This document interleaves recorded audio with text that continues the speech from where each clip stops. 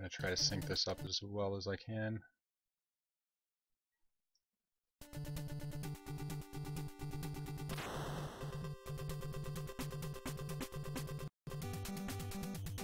And character control now. Okay. And I will let you know what Feasel's timer is at when they hit the first door. Okay, so in that case, welcome to the first of potentially 2 or 3 races here in the Blaster Master Tournament. What we're going to be having here is we have ScribbleEye on your left and feasel on your right. Now we're first going 20 seconds on the first door. Okay, so we are currently going to be going through Area 1 here. Now, Area 1 is a lot less on the, going to be a lot less on the technical side of things and a lot more on the lag reduction strats, which is what you're going to see a lot throughout the game, is firing a lot of weapons to reduce the amount of pixels and polygons on the screen so you can actually reduce the lag in the game. Making our way to the first boss of Area 1, it's actually going to be fairly quickly. We'll be in and out of the first area in right around 2 minutes, give or take. So basically we're going to be moving from the side-scrolling section of the tank, which is Sophia, into the overhead section of the boy, which is Jason. That way you know the names we're referring to, so you know what we're talking about here. So meanwhile, we have made our way to the overhead section, and movement's going to be a big thing here. Basically what we're looking at is try and use precise movements to not get hit or take damage in certain locations, because this is a death warps category, but not a reset warps category. Big thing is we won't be seeing those until we reach Area 4 and 5, the earliest. But this is going to be the first boss of the game coming up. This is, I believe it's the Mother Brain. I don't remember if that's the exact name or not. I know that's the name that Scav has on it. Splits. But Scav or Dynatoxis, why don't you want to explain the basic strategy behind fighting this boss? Pretty much you line up on a certain pixel and you're hoping for a very... If you're lining up on the right like you see both of them doing, you're hoping for a very specific pattern that'll allow you to do a bunch of damage, take a couple steps back, keep spamming, and kill it, and only have to make a minimal amount of movement. If it gives you a slightly worse pattern, you then have to mash away and then move through the boss, which is slightly slower, and if it gives you the worst possible pattern, you're going to have to adjust your position twice, which is obviously going to be the slowest way of killing it. But that fight is largely up to RNG which pattern you're going to get. What's the difference in time between a good RNG fight and a bad RNG fight from Mother Brain? With the optimal pattern compared to the, you have the 2 different patterns where you only have to move once. If you get the really good pattern, you save about a half a second over the other one. And then if you have to adjust your position again, you're losing another probably half a second. So even now we're talking about like sort of minutia, like 1 second difference at most for between, like, the luck is only playing about a 1 second difference, right? Yeah, that's about right. And I guess the only thing of note before handing it off to TGE again is that they did pick up missiles on the way to the first boss that they're going to be using in the next 2 areas, right? Correct. Alright.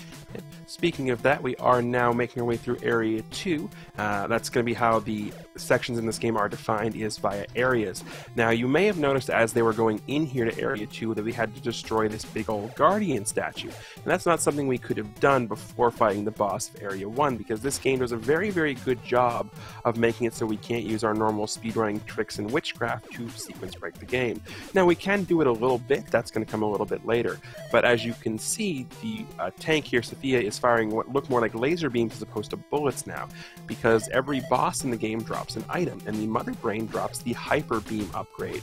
And what that allows us to do is it deals more damage and also allows us to access the in-game trigger to allow that Guardian to be defeated to get our way to Area 2.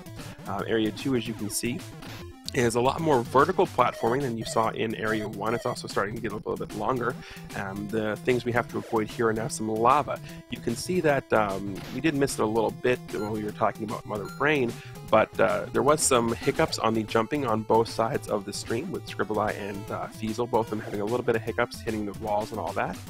But for the most part, it's been a fairly good route through Area 2 for both of them. Nothing that's going to cause a huge amount of time loss. And as we mentioned, in speedrunning, when we're talking time save and time loss, we're not talking about minutes, we're talking about seconds, tenths of seconds. I literally reset over anything more than a second behind on the first split when I do runs. I can confirm this. But that's the level of skill that we're talking about here. Is for most of us, when we watch this, we're thinking, "Oh my God, this is amazing!" And the minutia of a second and a half a second is the time that a lot of these top runners are looking at and are talking about here. So this is going to be the second boss of the game, and this is where we're going to use the first trick coming out. One of the few tricks we actually have in this game, and it's a trick known as grenade pausing. Basically what that means is when you're playing as Jason, if you hit the A button, you're going to fire a grenade off, which is the most powerful weapon Jason has access to. So basically by grenade pausing, what I mean is we're going to be using a sound cue to fire a grenade, and when the boss, in this case Crabulus is the name of the boss, when it starts blinking and making the damage noise, we're going to hit pause.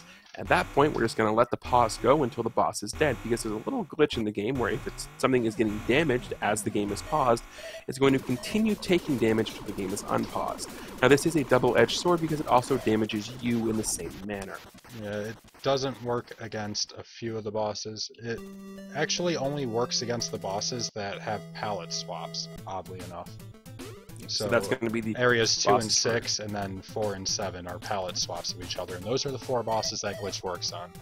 The bosses that glitch does not work on, you can do a modified version of that glitch, where instead of letting the grenade hit and then pausing so that the hitbox stays active, which the hitbox will still stay active when you pause, the problem is the boss's iframes they'll wear off, but they won't let you do damage again until you unpause. So what you do is you essentially just spam grenade and pause, and it allows you to get multiple hits with each grenade, which in and of itself is not going to actually kill the boss any quicker. You're still dealing the same damage output. What that's going to do, however, is it's going to not let the boss move as quickly. So some of the harder bosses like Area 5 and Area 6, or even the first form of the Area 8 boss, it's not going to be able to get as many shots on screen. It's not going to be able to move around as fast and surprise you because you're mashing away pause. But we're not really going to see the Area 5 boss in any of these runs, right? So unless somebody, nor are we going to see the Area 4 boss. Unless somebody magically fails an 8-frame window. Well, we might see him ever so briefly while they take a death, assuming that they've stored a life. But most runners in this tournament have been going into the crab with 0 lives. Yeah.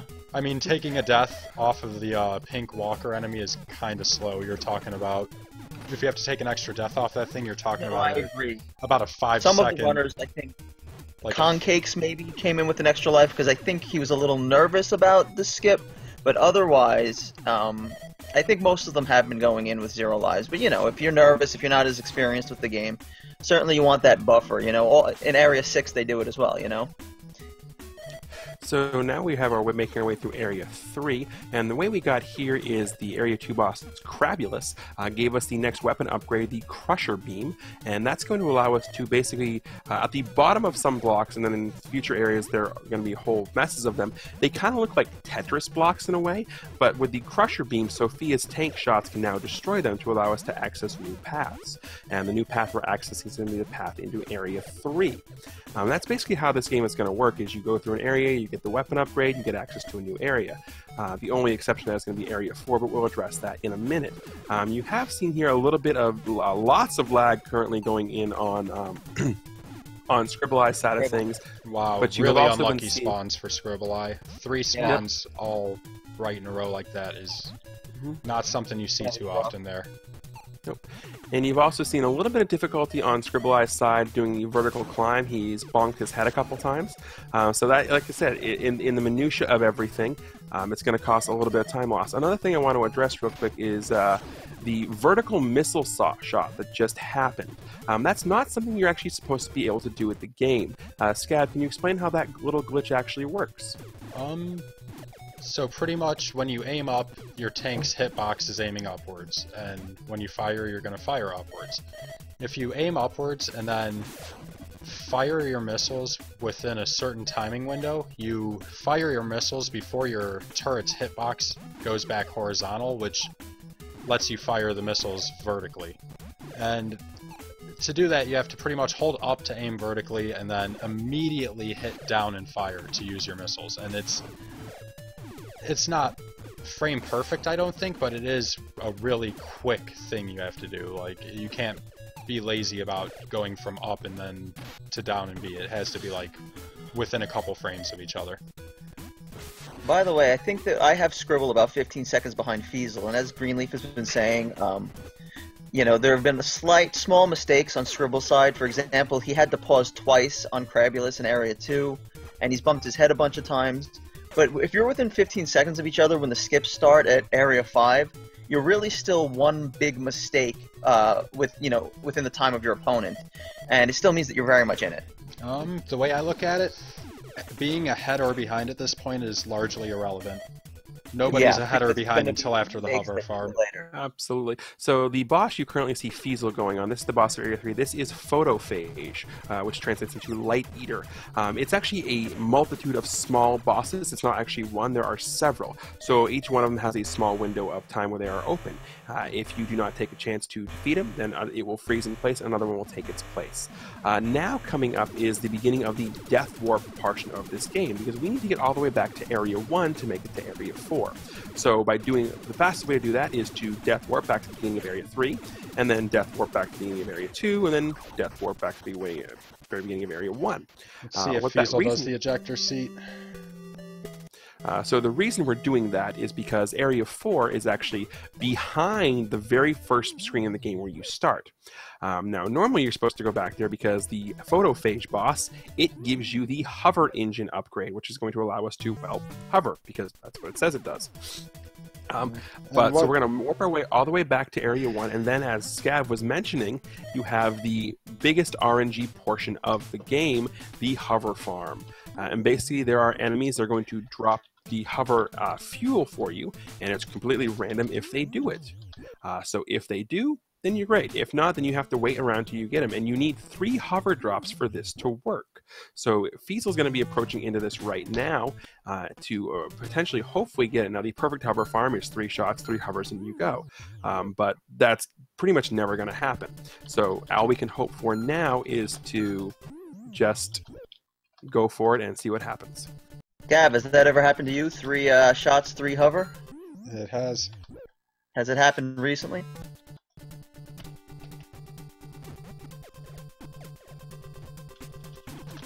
Speaking of hover farms, for the most part, Feasel actually had a fairly decent one there.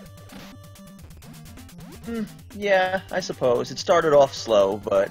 Right, but it's still... It wasn't much of a loss of time. Meanwhile, Scribble's, waiting and waiting. Waiting. You got a horrible spawn pattern there. That's a decent spot for one. Great. There we go. Gonna get his third, though, and take a quick death. Lacking on the background changes. You are. Normally the chat's right on top of that. But that was it started off slow again for ScribbleEye as well, but that was a really, really good hover farm for him as well. So now we are in Area 4, and then we're going to make our way immediately to Area 5, which we're not going into the music discussion here, but there's something else to discuss, and that is the door wrap trick that you're going to see. So this is a more technical aspect of things. So I'm going to default here to Scavenger 216, and Scav, can you explain what's going on with the... I said 216. Yeah, that's a pretty big pet peeve of mine, actually. I apologize. It's okay. Anyway, it's okay. You can see yourself out. Door wrap. Door wraps, pretty much by making Jason face the wrong direction. It was previously thought that it was a frame-perfect thing. You had to turn around on the same frame that you enter the door. However, that is not the case. You just merely have to have Jason facing the opposite direction of the door when he hits the point where he would enter that door. And because of the way deceleration works when you turn around, it gives you a pretty generous window to do so. And by turning around as you're entering the door, you trick the game into doing the door entry routine backwards. So instead of putting you through the background and through the other side of the door, it puts you the wrong way behind the background and then out halfway across the screens, effectively screen wrapping. An additional side effect of this is it displaces your internal positioning by 1 tile, and it also stacks. So by doing that 3 times at the start of Area 5, they offset their tile positioning by 3 tiles, which was enough for them to get under those blocks. They then paused and unpaused, which allowed them to continue on and reset the internal positioning. The only ways to reset that internal positioning is to get back in the tank, pause and unpause, or enter a dungeon entrance.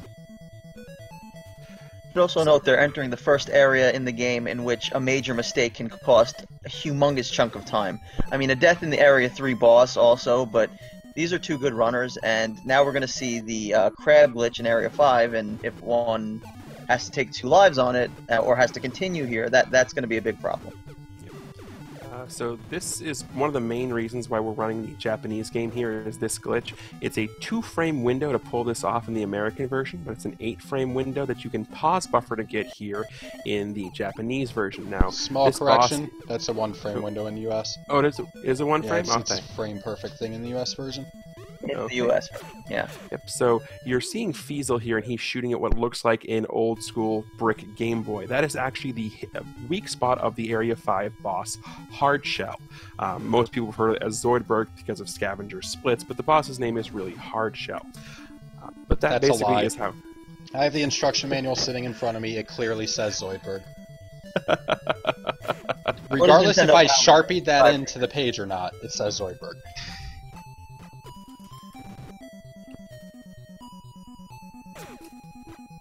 At any rate, Feasel's successful in getting the glitch on Zoidberg, and now we're going to see if ScribbleEye can do the same thing.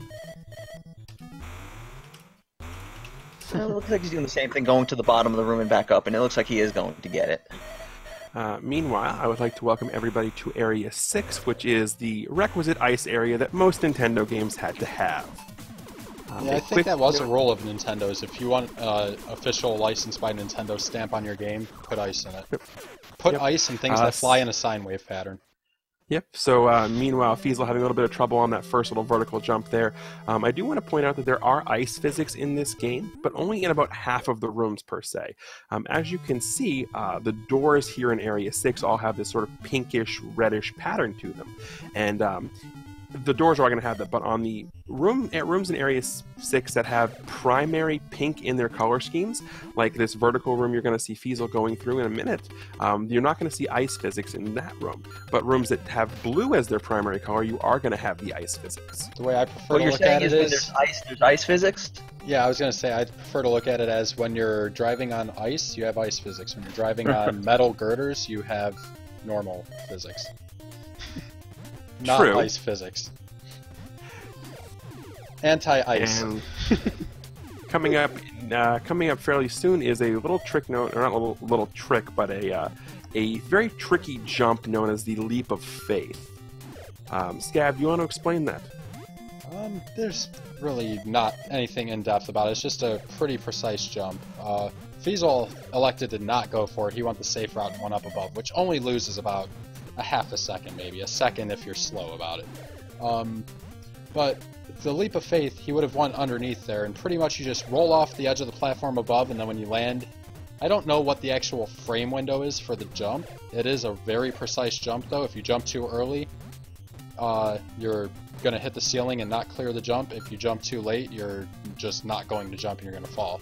So, again, it really only saves about a half a second, and it's kind of risky to go for, but a lot of us only do that method, so it's so burned into our brain that that's what we're comfortable with. There you go, ScribbleEye just did it right there. You'll notice you got to do what you're used to. Yeah. Don't mix it up mid-race. Yeah, exactly. Absolutely. And if you were to fall there from the Leap of Faith, Scav, how much time are you losing? 15, 20 seconds? It depends. If you take the death. Yeah, if you fall down and then you immediately jump on the spikes and die and respawn at the beginning of the room, you lose a life and about 20 seconds. If you don't take the death and you just go back through the stage normally to that point, you're losing about 40 to 45 seconds. You know, and the death isn't so bad considering you need to take deaths anyway. I mean, it could be worse, I guess. It looks horrible to fall, but it could be slightly worse, I suppose. It could definitely lose you a race, but it's not gonna... Yeah, well, especially, when they're this close. How far apart do you think they are? I'd say 30? about 30 seconds At or least so. 30 seconds. Especially considering in that vertical climb room a couple rooms back, ScribbleEye had all kinds of problems. Kept landing on the spikes and wasn't able to have a really smooth room there. Meanwhile, we're going to be making our way to the Area 6 boss over on Feasel's side of things. This is Frozen Crabulus. It is the palette swap version of the Area 2 boss. Another interesting thing you might have just seen was over on ScribbleEye's side of things is he destroyed a bunch of blocks and he paused. And the blocks reappeared. That is a safer way of doing that room, so you have a little bit more leeway, because basically the only block that's going to be missing when you pause is the one you're standing in, so you don't have to have potential of falling down. I'm going to be able to give you guys the spread between our racers in just a second here.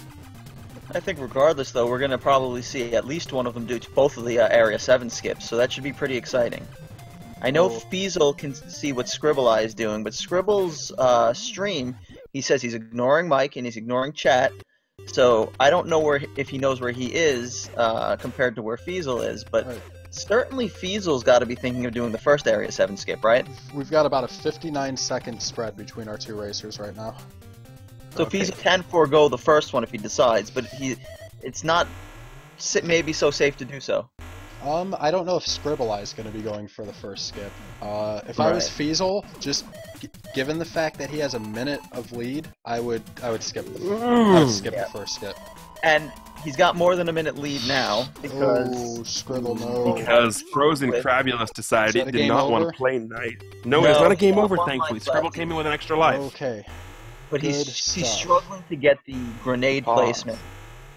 And he might have to go at him from below, in which case you don't want to do that. No. This might be bad. This is very bad. Yeah. That's not the spot. Yeah. Oh! He doesn't want to be below him. No, he does not. That is very, very unfortunate. You know what? This is a freebie for everybody in chat. Because I care about you guys. If you ever decide to run this game, never fight the Area 6 boss from below. Never, never, never, never, never do it. It is bad news. You don't want the full brunt of his arsenal. It is bad news. At best, you're going to lose time because of extra lag, or possibly cause a zombie glitch because of extra lag. At worst, you guys just seen. Always fight that boss from the left. The reasoning for that is, again, the zombie glitch is a big one. The zombie glitch can ruin runs. It's where the boss looks like he's exploding, and he's exploding like he's exploding, but he's not really exploding. He's still trying to kill you. That happens because of lag, and by standing below the boss when it spawns, the boss shoots projectiles at you, which lags the game and increases the chances of the zombie happening. He started from the side? I thought he went from below. He tried to get the grenade, so he knows the correct strat, but if you mistime it in the very beginning, you're in big trouble, because you start to get frantic, you think, I'm not going to kill him in time, so you try to go in front of him, and then, the full arsenal's, coming at you, those egg sacs, those shots, the arms that are quick, so you want to avoid it, like you said. Alright, well, my apologies. I thought he attacked it from below there. I was honestly looking over at Feasel's screen for a little bit there. Well, speaking of Feasel's screen, that's an excellent transition. Thank you, Scab. We are making our way to Area 7. And the reason we are able to do this is because we're going to backtrack our way all the way to Area 2 again. But we now have a new upgrade. We have got the Wall 1 upgrade. Wall 1 is good. Wall 2, which we'll be getting soon, not so good. We'll get to that in a minute. But as you can see, Wall 1 is going to allow us to walk on walls. Walls only. Ceilings come later, I promise. But that's going to allow us to make our way into Area 7. Now, at this point, you're going to have heard both the Area 5 and the Area 7 music. So the one thing I ask is pick a side. Team Area 5 music or Team Area 7 music. That's all. What side are you on so I can pick the other?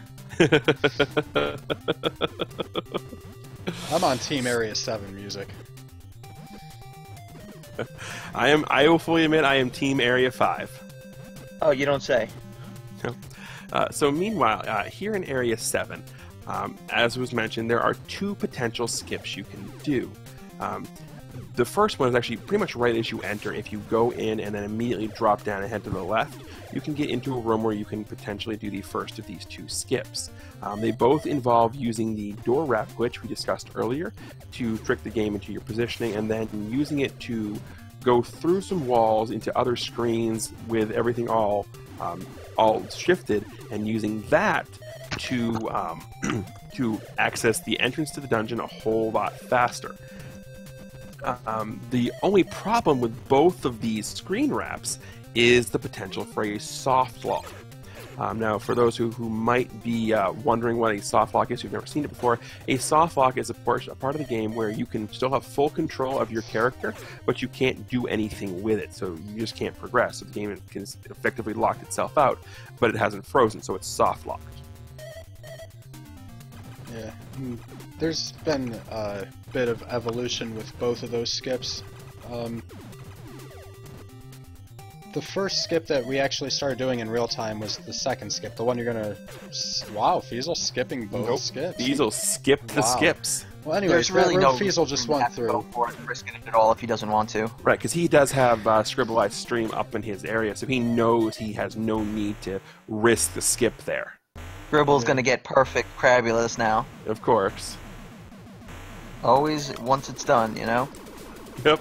Yeah, it's always bad a second time. The room Feasel went through, there was a skip he could have done there. There's been a bit of an evolution with that skip. Originally it was thought to be a task-only trick, tool-assisted speedrun only. And then it started being experimented with in real time, and it was discovered it could be done in real time. However, it was a frame-perfect trick, and if you failed that frame-perfect trick, you soft-locked. So it was really risky to go for. It made the game a lot of just not fun to run at all.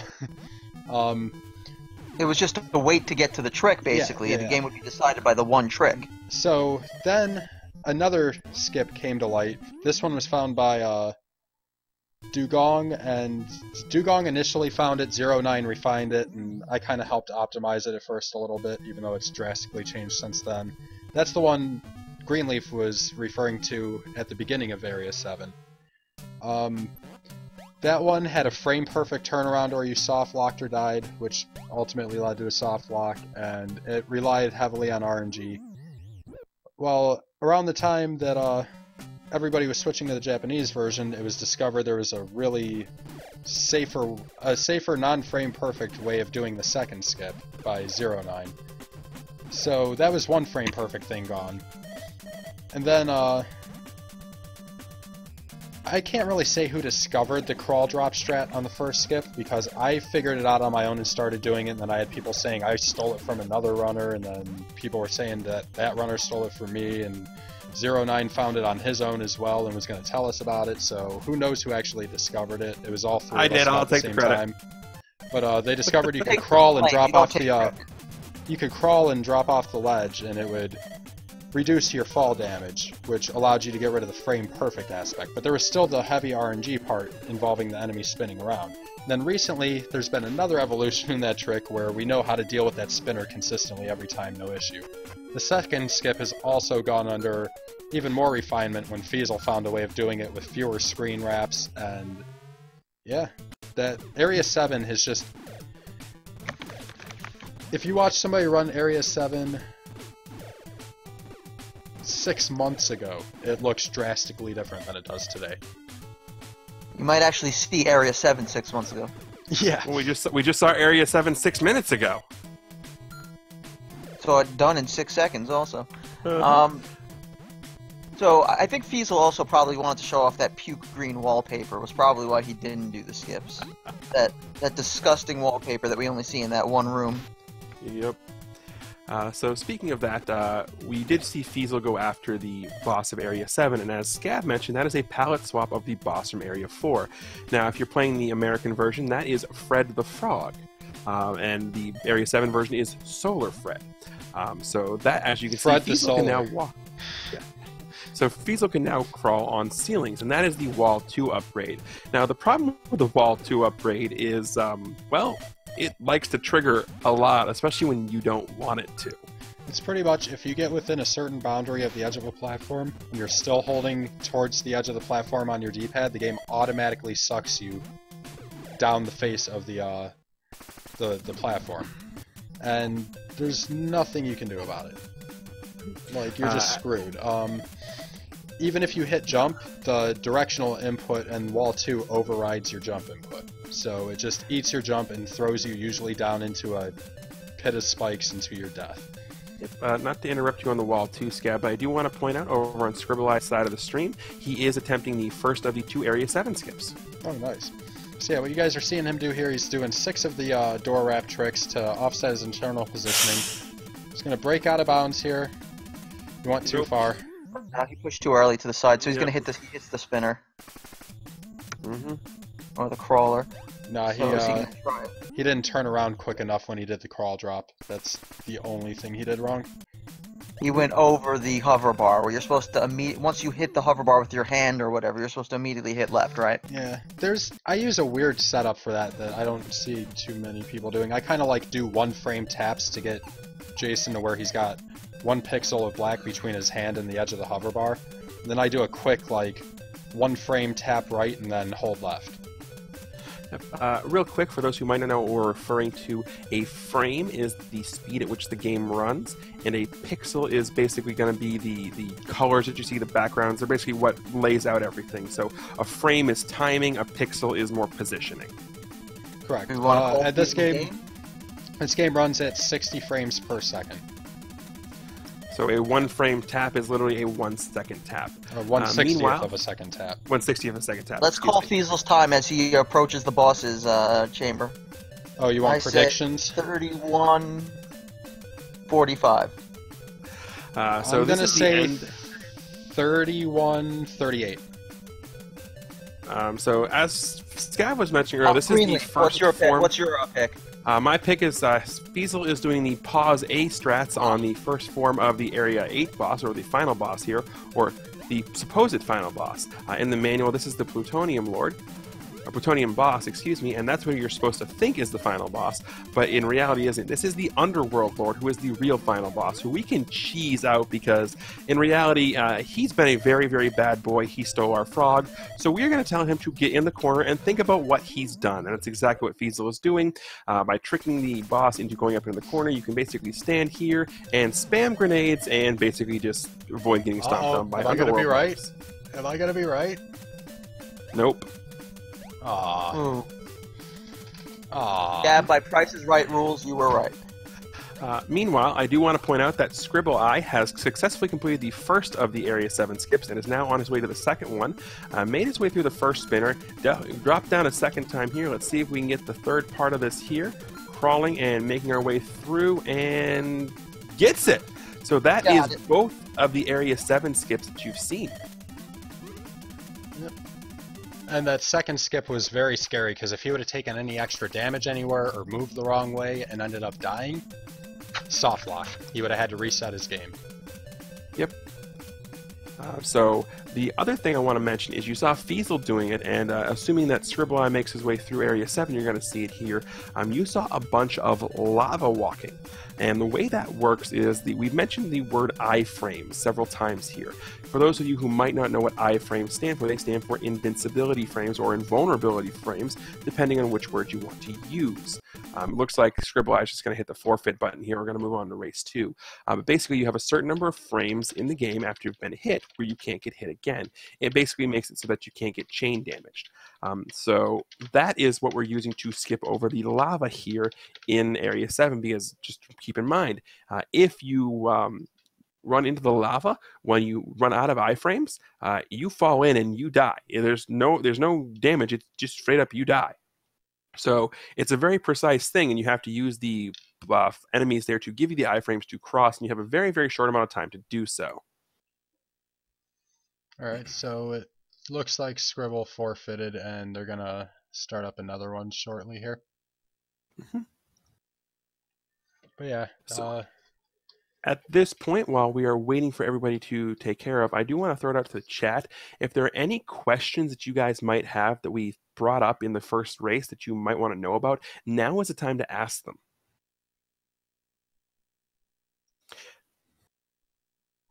And Cruel1234, we do notice you. I wouldn't say we. We being Speed Gaming. We being you. I noticed him. You're the only one being an I'm the only one who douche. didn't. Well, Yeah. that's still not the royal we.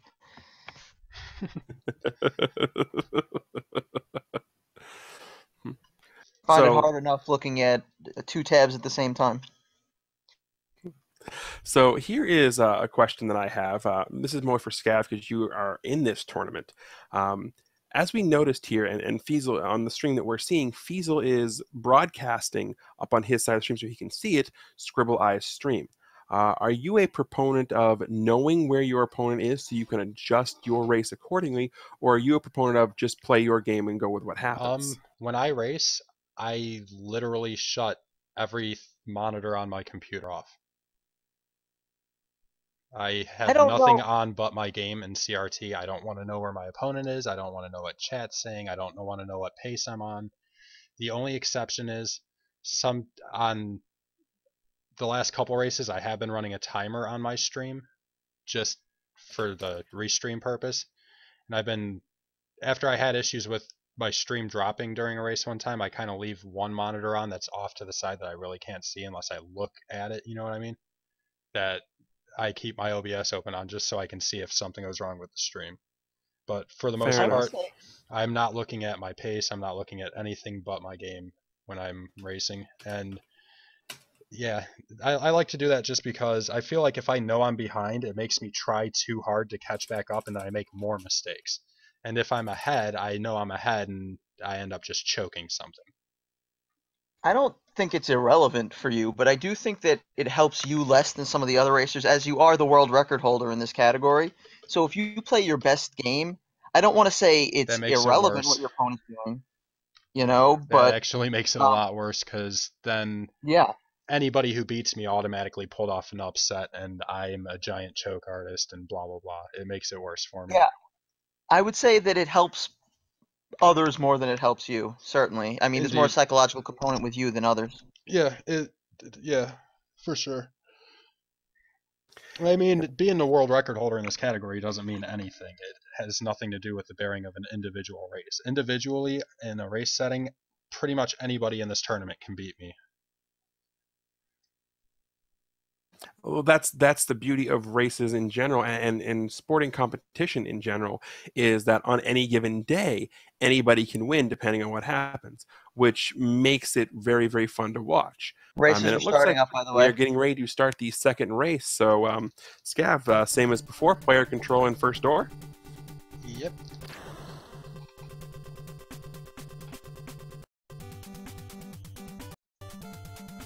Player control.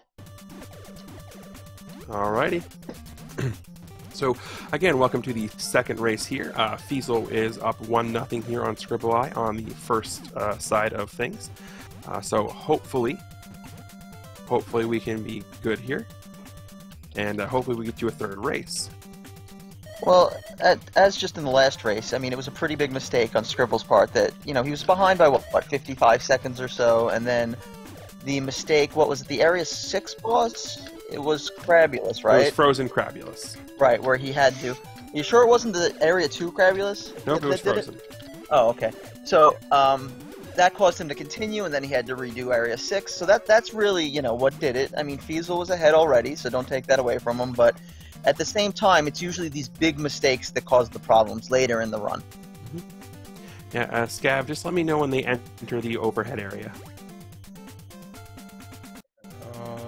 Feasel just entered, and Scribble Okay. just entered. Okay. So in that case, as you can see, we are making our way through the overhead areas here. I have to redo my stream because I'm a little bit behind, so that's going to be real quick. But again, this first area, as we mentioned, is more just sort of the getting your bearings side of things. There's really not a whole lot of tricky maneuvers going around here. We are going to be walking through spikes because our life, while it is kind of important, it's not a huge deal. Oh, so we're gonna watch Scribble. He's gonna make a little mistake in the room leading up to Mother Brain, and it's gonna cost him a couple of seconds. Yep, absolutely. But as Scav mentioned in the first game, in the first one here, you're basically trying to get yourself in position and then hope the pattern goes well. Unfortunately, Mother Brain not wanting to cooperate, not the best looking pattern there. For Neither one of them really. Neither one of them getting a good pattern. But again, nobody died, so that's good. However, both of them are very, very low on life, so they're going to have to be a little bit careful here on the swim back and make sure they don't get hit by any of these Metroid jellyfish. The good thing is, though, one thing we didn't mention last time is as soon as you enter the tank, it has a magical Enertron, so Jason's life is going to be completely refilled, but he's still hungry. The hunger is real. Let's see, Guardian, both of them are fine with the Guardian. I know we have seen one Guardian glitch here. As Scav was mentioning earlier, by the way, welcome to Area 2. Scav was mentioning the zombie glitch on Frozen Crabulous earlier. Yeah, I was going to mention the Guardian glitch, but... Go ahead then. Yeah. Pretty much, if there's too much stuff going on screen and there's too much lag, the game forgets to set the flag that the boss has been killed. So when you go to open the door never opens. To get it to reopen, you either have to reset your game or die somewhere. Yeah, causes lots of time loss. Which is rough because they're usually coming out of the Area 1 dungeon, which requires the swimming down and around again, so it's not insignificant. Alright, so it looks like Feasel's got, I'd say, about a 10-second lead right now. Approximately, give or take. Yeah, I was thinking 10-15 seconds. So again, we are now making our way through Area 2, which is really the first introduction to climbing vertically. In Area 1 there was vertical movement, but it was more on the side of falling rather efficiently. Now we're going to be climbing vertically again, and we're going to be attempting to avoid these lava pits. Well, yes, you know, your tank can handle it, but no one really wants to take a bath in lava. Meanwhile, both of them actually having fairly decent climbs here, nothing too overly crazy. And like we mentioned earlier, a lot of the firing of the gun that you see and the firing of the missiles, it's usually going to be fairly precise, and the missile route is actually fairly mapped out. But most of the time when you see them use the gun on Sophia, it's because they're trying to not get enemies out of their way per se, but just get enemies off the screen to reduce the amount of lag, because this is a Nintendo game. The more objects you have on screen, the more lag there is.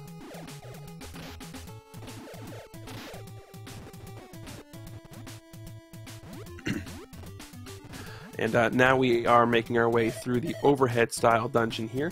I do want to point out that while we watched both ScribbleEye and feasel go through this overhead dungeon, is that some of you may have never seen Blaster Master before. If you haven't, welcome. Or if you have, you might notice some similarities to another game, specifically in a licensed game from the Addams family called Fester's Quest. The overhead engine here that you see them using here in the overhead section for Jason is literally the exact same engine that Fester's Quest used.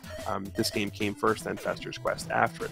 So just a little fun fact. And in addition to that, the same engine got further tweaked and modified and used for Gremlins 2. Yeah, they pretty much used all of these assets in all of their games for about a 5-year span. You will notice, though, that the first of these games that we mentioned is the best of them. Yeah. Because Blaster Master is great. Fester's Quest is good, except for that whole, part where it can kind of give you seizures from all the white flashing, and then Gremlins 2? Gremlins is awesome. It's a great casual game, but a terrible speedrun. So much RNG. I do agree with you 100%. Meanwhile, both of them having fairly good Crabulous fights there, or to show some love Feasel's way, he refers to the Area 2 and Area 6 bosses as Mr. and Mrs. Grabby, respectively. Area 2 being Mr. Grabby, of course. Why is Mrs. Krabby the more vicious one? I didn't name them. You'd have to ask Feasel. Yeah. So you're throwing it on Feasel, okay. We'll have to ask everybody under the bus. So meanwhile, as you can see, these are the blocks I was talking about that were going to be destroyed, and those allow us to do now the main gimmick first of Blaster Master, and that gimmick being, of course, backtracking, because the big thing of this game is you're going to go through an area and you're not going to have access to most of the area. You're going to have to take one set path to where you need to go. Then you're going to defeat the boss and get a weapon, and then you can backtrack even more. And then later on in the game, after you've been through a little bit of the area, you're going to get even more cool upgrades and have to backtrack again and again and again. So basically, I hope you like a lot of the early areas in this game, because you're going to be seeing them over and over again, because Backtracking, guys. Backtracking. I mean, in the game's defense, it's mitigated a lot by the death warps that these players are taking. They don't reset warps, so you do see sort of all those deaths between Area 3 and 1. Yeah, and but also, for the most part... this game... I'm sorry, go on. I've read interviews with some of the creators of this game, and one of them, they talked about how their two biggest influences were Metroid and The Legend of Zelda. So, Metroid had its fair share of backtracking as well. Yes, it You did. could definitely tell from the design of the game that that was indeed their two biggest influences, too. I mean, Oh, 100%. the tank mode Well, has a certainly one of the most definite exciting things. Metroidvania vibe. The overhead section is very Zelda with a gun-ish. Zelda with a gun-ish. I love that. One other thing, we mentioned a lot of these weapon upgrades, and I assume we're going to call a little bit of a tease here. There is actually an upgrade that doesn't exist that should have existed in this game. The reason being is because the initial design of a very specific area got changed late in development. So while they changed the design of the area, and basically in the boss fights, they didn't actually change the design of the area. So you're going through the area with an item that you're missing. Now, I am not going to mention what that item is. I'm going to let the chat here see if they can figure it out. And when we get to that point in the game, we will let you know. So go ahead and make your guesses now as to what item I'm referring to, or what that item upgrade might be. We're not allowed to guess, you're saying? No, well, it's for the chat to guess, not for us. Not for us to guess. No, we want chat interaction here. Speaking of interaction and stuff, Feasel's been having all kinds of trouble with his missile interactions going through Area 3. He's missed about 2 or 3 shots here that he probably should have been hitting. So it's not, like I said, not going to cause a whole lot of time loss, but the missing missiles is going to cause some lag, and that's, a couple frames here, a couple frames there. That can add up. Speaking of frames here and frames there that can add up, one thing we haven't addressed yet that I'm going to default the scav here on a minute is the door pausing. The door pausing, it's a minimal time save, and it also adjusts enemies in some rooms. The way enemies are designed in this game, they start their movement and their AI pathing as soon as they become visible on screen. And they can become visible on screen during the screen scrolling animation. So by pausing and unpausing during the screen scrolling transition, you're skipping that transition animation, which saves about 0.2 of a second depending on the transition you're skipping.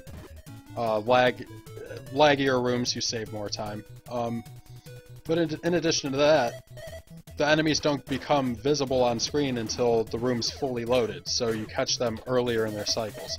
There's actually a room in Area 2 where if you don't do the pause trick, you will take damage from the first enemy in the room every time, unavoidable, guaranteed. I've got Scribble about 20 seconds behind Feasel, just as an update. Yeah, we can get in more exact time when we see the end of the photophage fight. Speaking of which, Feasel having all kinds of trouble with photophage Good here. recovery. Yeah, very nice recovery, but having all kinds of trouble. As you can see there, Feasel missed the timing on like 3 or 4 of the photophages, so they just sort of froze in place and another one happened. Basically, if you let too many of them live, you become a man trying to dodge a living Tetris puzzle that's trying to crush you. And now we, again, welcome everybody to our ejector seat portion of the run, where we're going to be doing several bouts of committing suicide because it's just faster to kill ourselves. Sadly enough, I don't think either of the racers are doing the actual ejector seat. When we say ejector seat, we're referring to a glitch in this game where if you leave your tank and jump on the same frame, you jump out of the tank. You pretty much ejector seat out of the tank, hence the name. But you can speed up a couple of the death warps by ejector seating. And we're talking minimal time saves. A handful of frames at best a piece, but time saves nonetheless. And it just looks awesome. What's better than Jason just jumping 4 times his body height out of the tank out of nowhere? Ragdoll physics, baby, ragdoll. We've got Feasel entering the hover farm now. See how this affects the race, because this could be a big time saver for ScribbleEye, or it could be a big time loss. It is close enough to where... I'm sorry, go ahead. No, it looks like Feasel's getting an excellent hover farm. Oh, wow. So I don't think Scribble's going to make up the time that way. That was a really, really strong hover farm from Feasel. Really quick. And it looks like the RNG gods are... Ooh, whoa. Feasel almost running out of hover there, going way wide to avoid, and nearly ran out of hover before landing on that platform. That was really, really close. Yeah, it should be noted that if they run out of hover before reaching the top, they have to take a continue, don't they? If they get the flashing hovers, no, they just have to take a death. You have they refill after a death. Yes. The flashing hovers. Correct. Mm-hmm. Okay, so they just have to take a death. Yep. But that's going to bring us into Area 4, and enjoy the Area 4 background and music while you can, because you don't really see it a lot in this category. Now, this area that we are going to door wrap through that Feasel just did, this is the only part in the game where we can sequence break, because unlike all the other bosses, the Area 4 boss, which is just Fred the Frog, doesn't give us an upgrade for Sophia, it gives us a key, and that key unlocks that door. So with door wrapping, we can just walk by and say, "Hey, we don't need that. We get a natural 20 on our disabled device check, and we just unlock the door, not a problem." So that's what we're going to do. That's going to allow us to get into Area 5 with the awesome water music here, and then we're going to go through all of Area 5 here as just Jason. Which is interesting because even if you were going through this normally, you would probably want to do this anyway, because right now the tank in water is horribly, you literally horribly cannot slow. do Area 5 as the tank, by the way. Are you talking literally the tank does not make it through the whole level because it can't make that jump, or just it's so slow that it's not at all viable? At the bottom of the first room, you can't get up into that alcove. The place where Feasel swam through a little bit ago, that ScribbleEye is swimming down towards right now, where you swim through that one tile opening and kill the 3 swimmers. Exactly. You cannot get the tank into there without the dive upgrade. And the game, I think, intends you to take Sophia all the way to the bottom and then backtrack to him, which is why that pipe that they pass through, and I don't know whether we can see it during the run, but you're supposed to sort of exit from that pipe, get back in Sophia with the dive upgrade, and then swim back to the surface, right? Correct. Yeah. Now the dive upgrade, or the dive engine, is the upgrade we're going to get here for taking on Zoidberg. Zoidberg, very, very hard boss. A lot of runs on the English version end here because if you don't get the frame-perfect glitch, Zoidberg is an absolute pain to deal with. But here in the Japanese version, where you can pause buffer and have an 8-frame window, Zoidberg, fairly trivial. The only sad part about doing the glitch is we don't get to see the awesomeness that is the giant lobster crab hybrid that is Hardshell. Well, they could see him in the background. The stream. Yeah, look at him shooting those 3 bubbles in the background that Scav made. Yeah, True. And to build on what Greenleaf just said, if you missed the glitch in the US version because it's a 1-frame window, it's possible to kill him without the glitch. It's just slow. Unless you get perfect RNG from the boss, you're going to lose a significant amount of time over glitching the boss. So it's essentially, once you get a decent time in this game, it's gonna kill your run to miss the glitch in the US version. I remember when you were running it, and that was pretty much the point of contention, where like 80% of the runs would end, was here. Mm-hmm. But notable, and Scav, maybe you know a little bit more about this, is that Scribble was not, he did not despawn the turret in the room horizontal room before Zoidberg. So do you know the exact, which enemies need to be killed in the room before to despawn that turret? I do not. Even if you kill the same enemies every time, you can get mixed results. I think if you kill at least a minimum of enemies, you can guarantee it, but it's not a science by any means. It's iffy. But all things being equal, you'd prefer the turret be there to kill you quicker in that room, right? I don't take the death abuse in that room, so I'm indifferent. But I mean, obviously, if you're taking the death abuse in that room, yes, it's optimal for it to be the turret and not the walker, because you don't have to walk all the way across the screen to touch and hug the walker. Sure. But yeah, I take my death abuse in Area 5 one screen earlier, as soon as I enter the dungeon. Meanwhile, welcome to Area 6, everybody, the ice area again. So let's see if Area 6 is a little bit kinder to both runners than it was last race, but more so to ScribbleEye, because Area 6 was very, very painful last time for him. And that's not even talking about dying on Frozen Crabulous. The vertical rooms were, he had trouble with the vertical rooms. Just in general, Area 6 was very, very, very bad to him in the last race. Yeah, he had to do it twice because of a non-cooperative Mrs. Krabby 2 times in a row. Yep. She is a strong, independent frozen crab that don't need no man.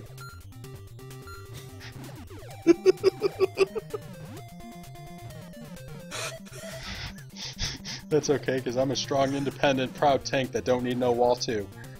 Save this for the third race, alright?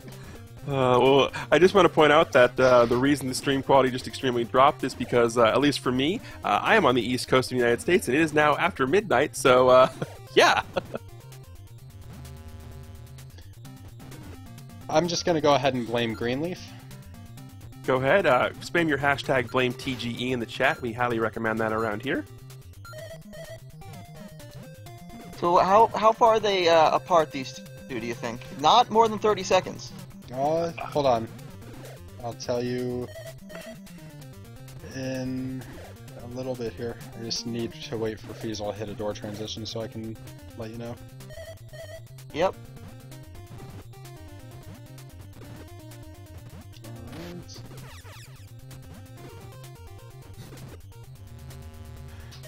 Oh, it's a lot more than 30 seconds. Yeah. Oh yeah, how much? It's probably closer to a minute if I had to guess. Yep. Yep, absolutely. Feasel also opting to do the pause strats there in the final vertical climb before the overhead dungeon here. And this is going to be the point where we're going to be taking some deaths. Now, as we saw in the last race, ScribbleEye opted to go into Crabulous with an extra life just in case. Now, there are two schools of thought, obviously, on that. Going in with the extra life is absolutely safer. But I know that Scav, I know you tend to go into Frozen Crabulous or Mrs. Krabby here with just the one life, and if you die and you reset anyway. So that's definitely the faster route, but in a race setting, would you agree that having the extra life as a backup is probably a good thing? I think not for you. Honestly, it's overkill in my opinion. Okay. That boss kill is not something that you should be worried about failing. At worst, you're going to get zombied and the zombie's going to kill you. So, and you don't need an extra life to counteract that. You just go in with a couple extra bars of health, so if the boss does zombie, you can tank a hit.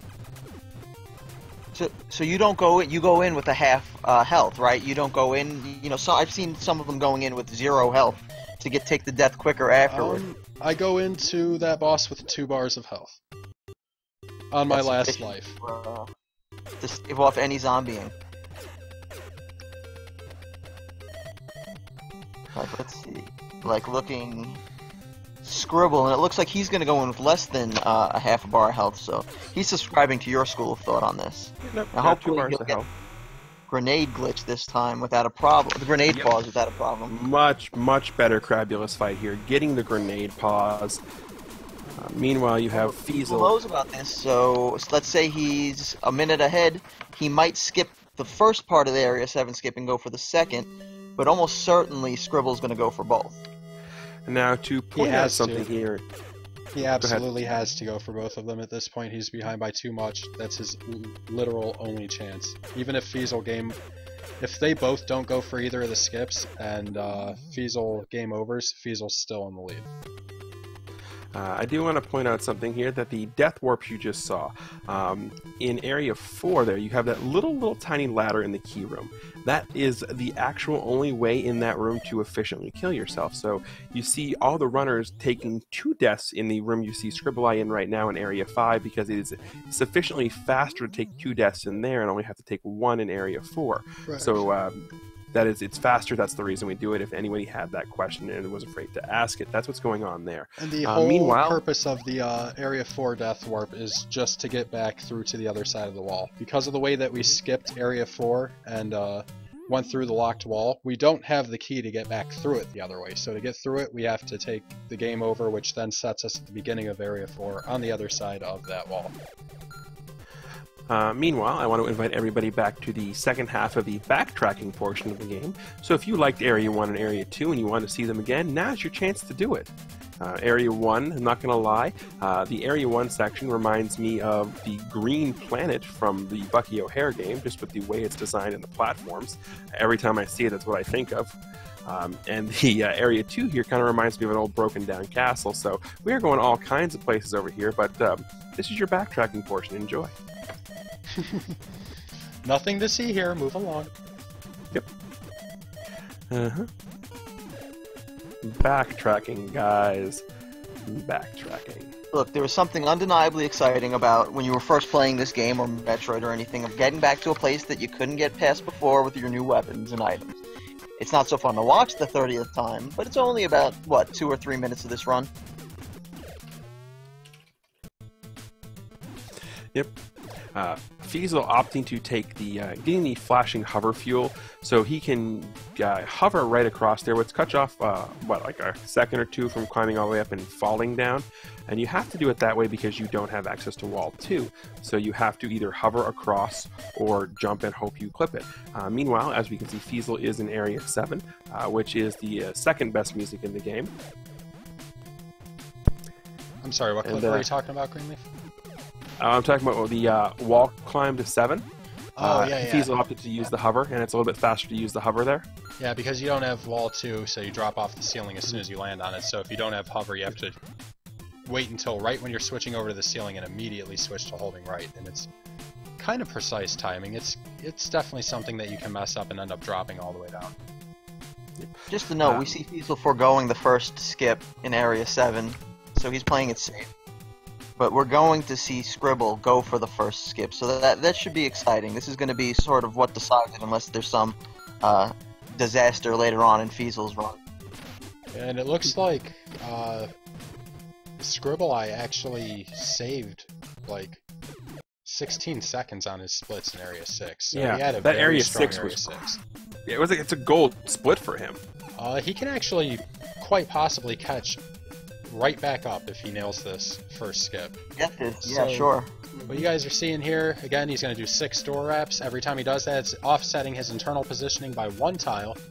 That's going to allow him to move off the edge of the screen and go out of bounds into a room that isn't loaded correctly. And then from there, he's going to use that to get underneath that... Got it. He's going to be underneath the floor. And Right, he got the fall spinner. down. He got the spinner, Yeah. which is bad. You're going to see him pausing, crouching, pausing. Now he's going to walk off the edge and pause. Every time he pauses, he's allowing that enemy to load a little bit lower into the room. He's scrolling the screen down that little bit more and making the enemy's position lower. By doing that, he sets it up so 20 seconds apart, these two. he sets it up so it's just perfect to where when he falls, he takes damage from the enemy and survives the fall damage. Normally that fall would kill you. Now he's going to do 3 more screen wraps here. I think he does the 3 wrap method. You can do this trick a couple different ways, but it looks like he's going to go for 3. Oh, he got hit. No. Oh, he's got to have to farm. No, he's got it. Yeah, Okay. and not to interrupt you there, Scav, a little bit, but Not good. that's bad. Stuck in the wall now. Did the second skip. Oh, and that's going to be a soft lock. Stuck in the wall. Yep. So soft lock. So now it's a good time to address that because there is no way to effectively reset yourself with a soft lock. How you're going to have to do it is we're going to have to reset the game. Now, technically, this is a no reset warp category. So you're like, well, TGE, how does that work? Well, basically, we're going to work the same way we had it set up in the Link to the Past tournament because that category was a 1 credit clear. So if you game over, the same rules apply. You have to make it all the way back to the exact screen you soft locked on. In this case, you can make no further progress in the game until you do that. Once you make it back to the screen, you are free to continue. Speaking of free to continuing, Feasel is free to continue on his way to Area 8 because he just took out Solar Fred, and he's going to now get the Wall 2 upgrade and Death Warp his way all the way out of Area 7 and make his way to back to Area 2 so we can get to Area 3 so we can walk on the ceiling and make our way to Area 8. Which, by the way, this is the point in the time where I'm going to reveal that little tease I had earlier about the item that's missing. Basically, the way Area 8 was supposed to work in this game, it was supposed to be split up into two halves. And the first half, the plutonium boss that you saw, the first of the two boss fights, was supposed to be about halfway through Area 8, and it was supposed to drop an upgrade. And the upgrade it was supposed to give you was basically a spike nullifier. So basically you could go through all of these spikes and not take any damage from them. Well, problem is they kind of, just put both bosses together and then never redid the area. So you kind of have to go through all these spikes and you don't have the upgrade. So yeah, bad job by you, game. The upgrade's actually still present in the game. The graphic for the drop that you would pick up is still there. The coding for it's still there. You just can't get it any way through the game. It's been disabled in the game pretty much. There have been ROM hacks that have reactivated that upgrade though. But as Greenleaf was saying, originally you were going to fight the first of the two Area 8 bosses way early on in the dungeon. That would have gave you the spike upgrade, allowing you to proceed through the rest of it pretty easily because no spike damage. They never redid the level after they decided to get rid of that upgrade, so when we speedrun this game, or even playing casually through this game, you're literally going through rooms that were designed with an upgrade that you cannot get in the game. Because that's how, fair game design works.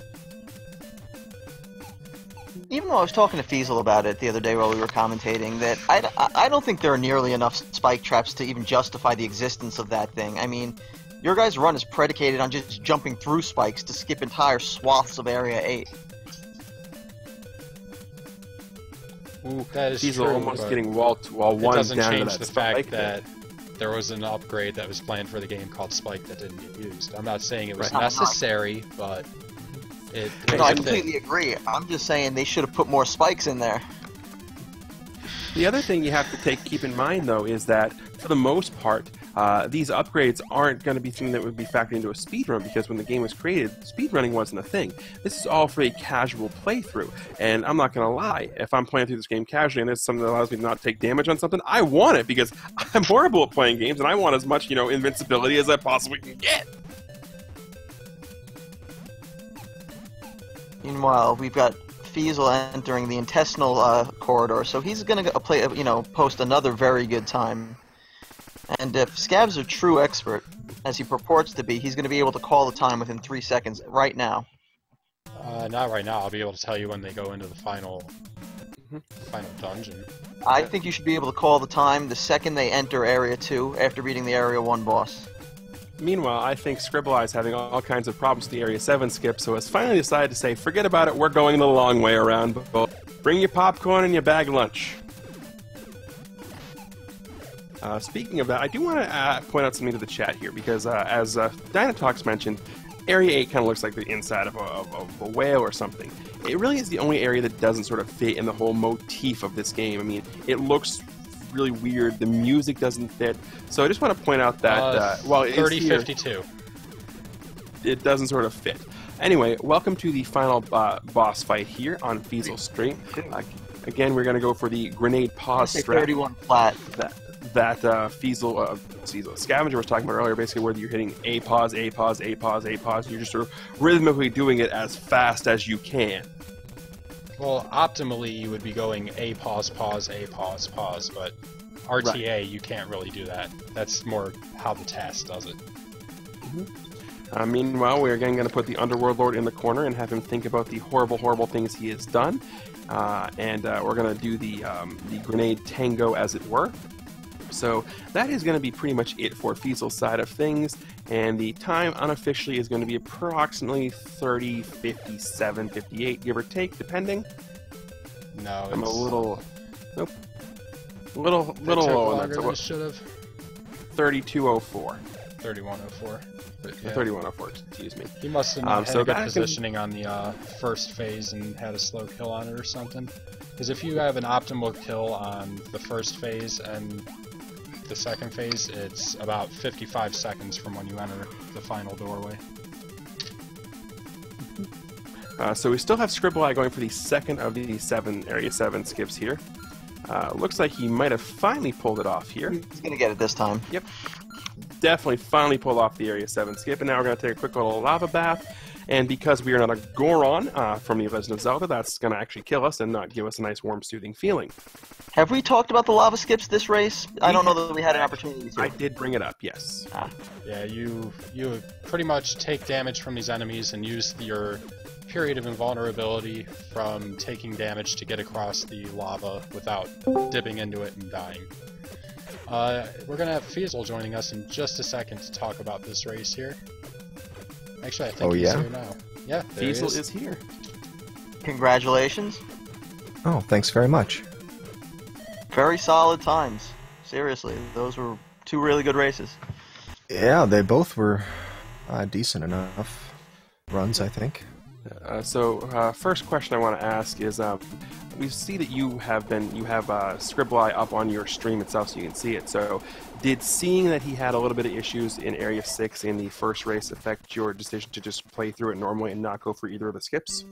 Definitely. The whole race, I was just marking time, really. Just people in chat were letting me know the times, and I was watching his timers. I mean, the whole race, I was thinking, all right, I got to build up a cushion so that I don't have to take my chances with Area 7.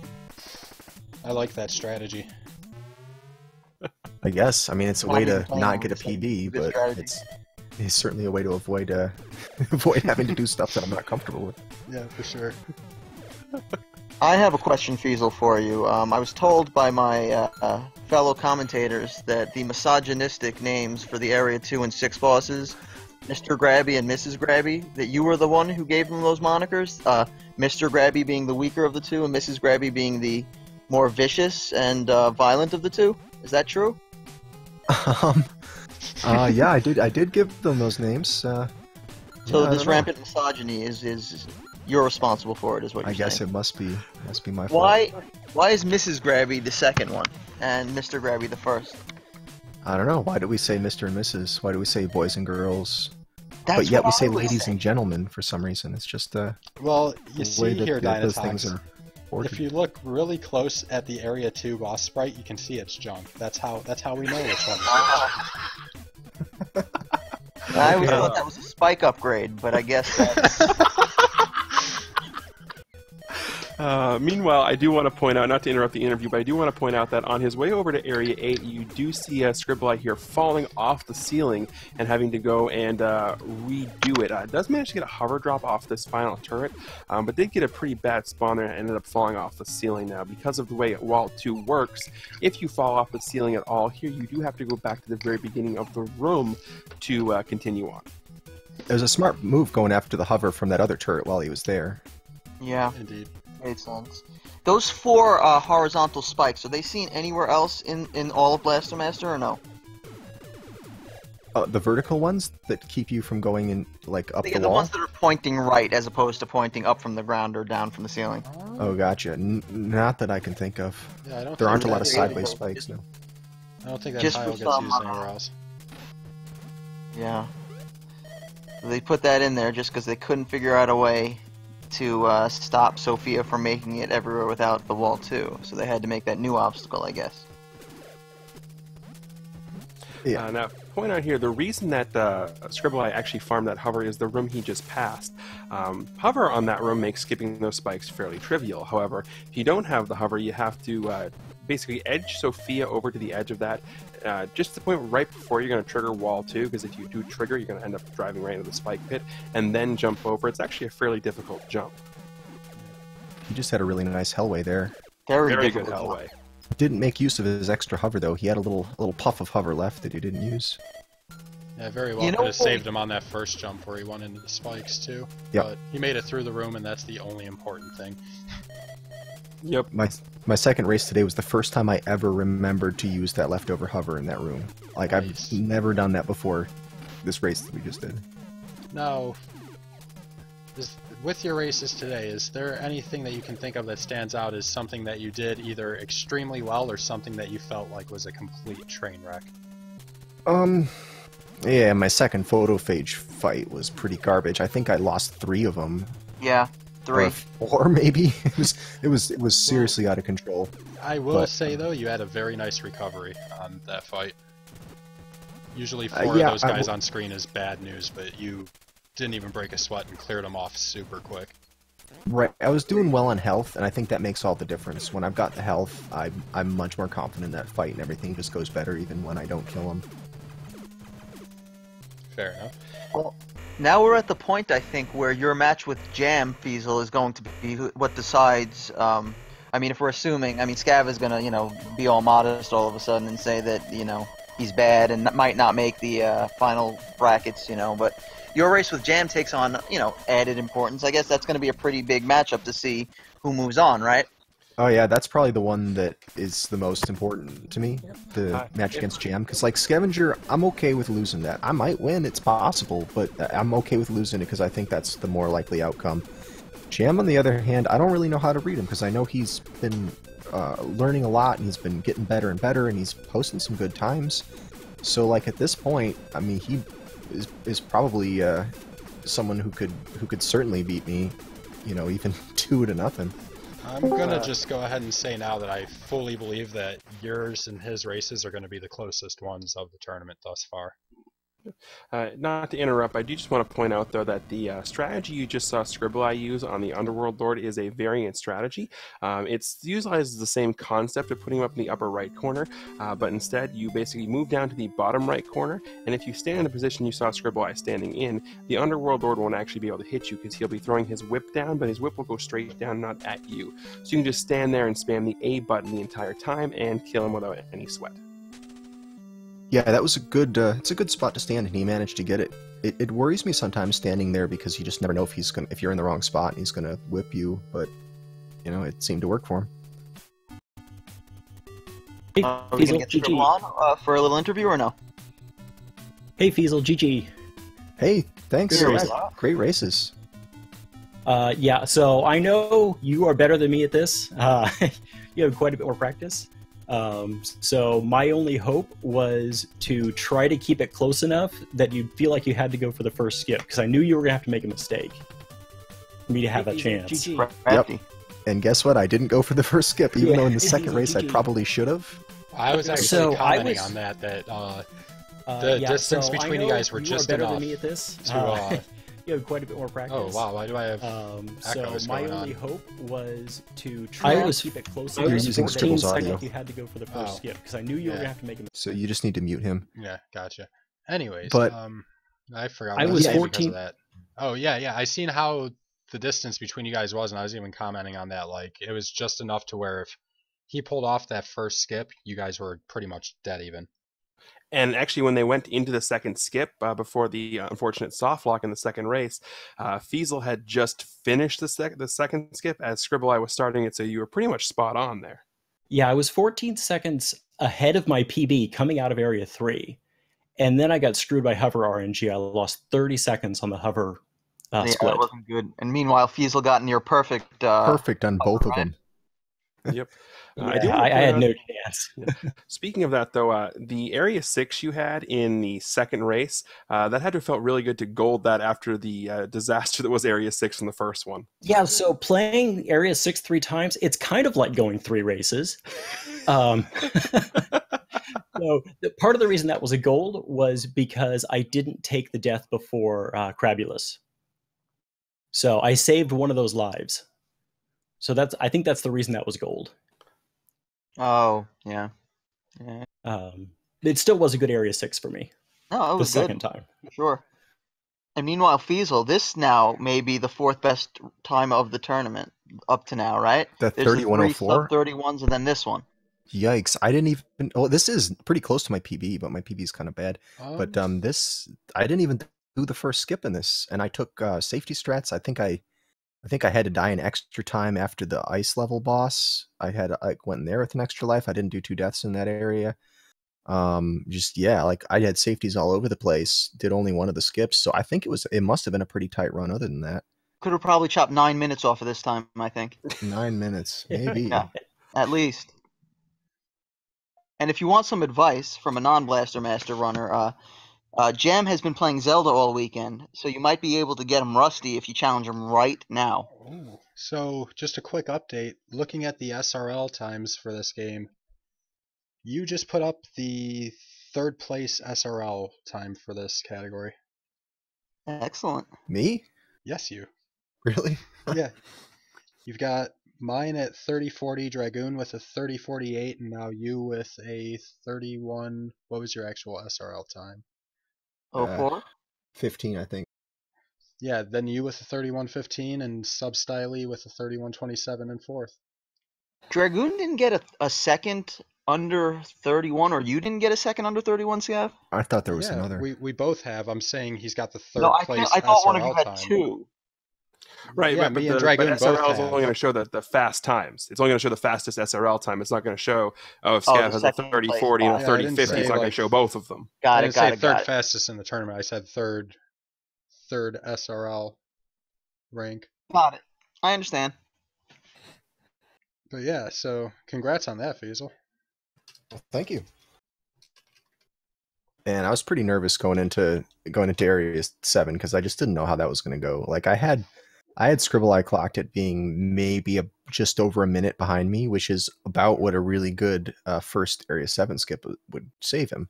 So I actually thought I might lose the match just because I didn't go for that, and he did. So I'm really glad that didn't happen.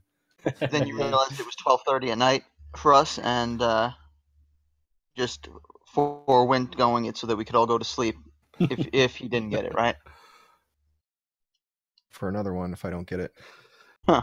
12:30 Have you at played night. everybody now? No, I still got 2 more people. Yeah, we still have Feasel and Jam, Scav and Jam, and Scav and Feasel. Right, but Scribble, what I'm saying is Scribble is done. That was my last race. Yep. Oh, cool. And as far as taking races, you won one and lost 3, right? That's correct. And I got one win. I won one of the races against Jam. Right. You won But one I against lost the me, match. I think, also. Yeah. No, I played terrible against you, Scav. Even by my standards, I played terrible against you. Oh, okay. I thought you won one against me. I'm sorry. No, that was the Nope, that was that the was night not you were me. sick playing Scratch Dragon. Oh, yeah, okay. Yeah. Yep. Right. My Scribble, are you apologies. going to keep playing this? I mean, are you still going to work to improve your time? Yeah, I think I'm probably gonna keep going until I get a sub 31. And I'm gonna look at picking up some other games as well. Which Nice. other games? I'm not sure if I'm crazy enough to do the 46 Robot Master run, Huh. but I'm thinking about it. Was Blaster Master your first foray into speedrunning? My first speed game, yes. Oh, that's awesome, dude. Well, definitely good job then. For somebody I am enjoying it. for somebody with no speedrunning experience to come in and be pulling the Area 7 skips and races, that's definitely well played. Very solid.